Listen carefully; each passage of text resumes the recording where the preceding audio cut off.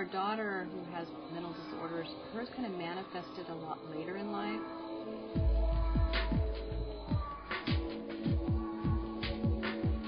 She was never quite at peace ever, but life was always very difficult.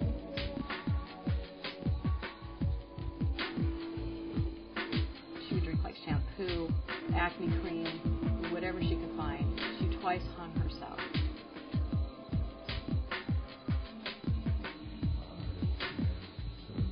Constantly cutting. Her arms had deep grooves and scars all over them. Anything she could find to cut. If it was a lid of a water even, she would gouge her arms.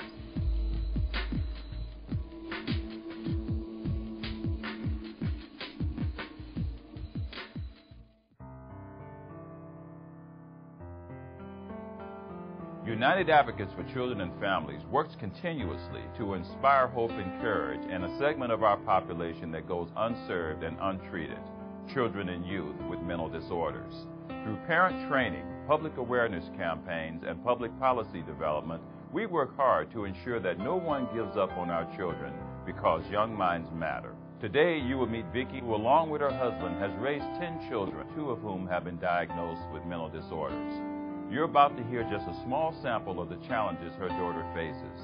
Although this is just one story, there are more than 1 million children who need mental health services in California. There are countless more, just like the one you're about to hear.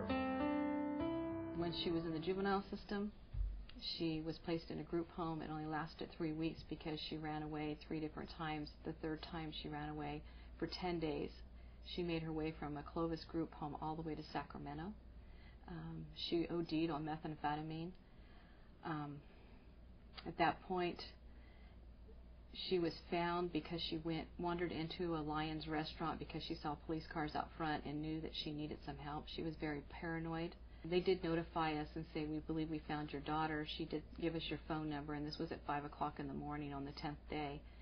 And we were very grateful that she was alive. Obviously, by this point, I pretty much was wondering if I was going to see her alive again. On the way to the receiving home, they took her to the emergency room because she started to have difficulties. And they called us and said, you need to meet us at the emergency room in Sacramento. She was still talking about people who weren't there, asking us, is so-and-so here? And we're like, no. And she goes, but I saw him right there. And we're like, no. So she still was, having some illusions about what was going on. They eventually gave her the Haldol and were able to knock her out. Unbeknownst to us, Haldol apparently is supposed to be administered, and the first time you're supposed to wait 8 hours before you release from the hospital. Within hours, they released her from the hospital, basically poured her into the back seat of our car and sent us on our way. We got back to Merced County Juvenile Justice Facility, and she was barely starting to wake up. They checked her in to the facility. We got a call and said, meet us at the emergency room. Your daughter has just coded. She stopped breathing. We're on our way there. By the time we got to the emergency room, we were met by the clinician who said to us, there basically are 3 things that may happen at this point. Your daughter is either going to come out of this and she'll be, basically the same as she was. She's going to come out of this and she will have, even more difficulty, but she'll be alive, or she's going to die, and it looks like the latter is going to happen. I'm sorry, but this gets very emotional at this point. She is, we didn't quite know where life went wrong at this point. At this point, we're kind of looking at each other and going, where did everything go wrong?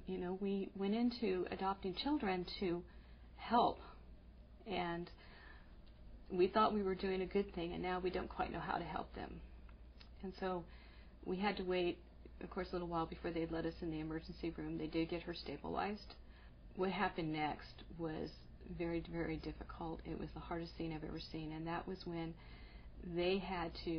probation had to mandate that Heather get out of bed, kneel on a chair as they shackled her feet and her hands. And this is a child who basically was having a major mental health meltdown at this point, but had not been diagnosed fully with bipolar. She was still considered at this point to be an incorrigible child. And they took her out of that room. And I hope that no parent ever has to go through that. And I know they have, but I hope that they never have to. It would be something I would never wish on another parent, because it was very, very difficult to watch your child who you know is mentally ill because you've already been through it with another child. And yet you're fighting a system to get them to understand that your child is mentally ill. So even when a parent knows what kind of problem a kid is having, even when a parent knows that it's some kind of mental health problem, has identified that, and is okay with that, getting the services that a kid needs it's very, very difficult. So one of the things that UACF is concerned about is, if it's hard for a middle-class professional to get services for their child, imagine what it's like for a poor person from a disenfranchised culture with language barriers and stigma and other barriers to get the services for their child. And getting services early on is so important. And United Advocates, if we could get the word out there, they're a great way to educate people on how to advocate for themselves and for their children, and to help their families be more successful, and at least know where to get help. So that, I think, is the greatest role that United Advocates for Children and Families has had on my personal family. United Advocates for Children and Families is not about training better clinicians or running out and changing the laws.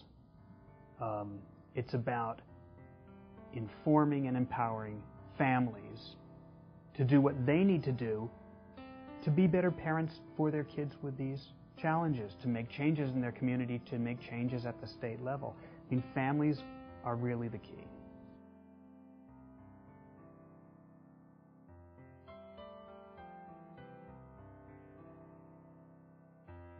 I cannot even tell you the miraculous difference we have seen. She is the daughter that we had years ago. Life is good. Life is really good at this point.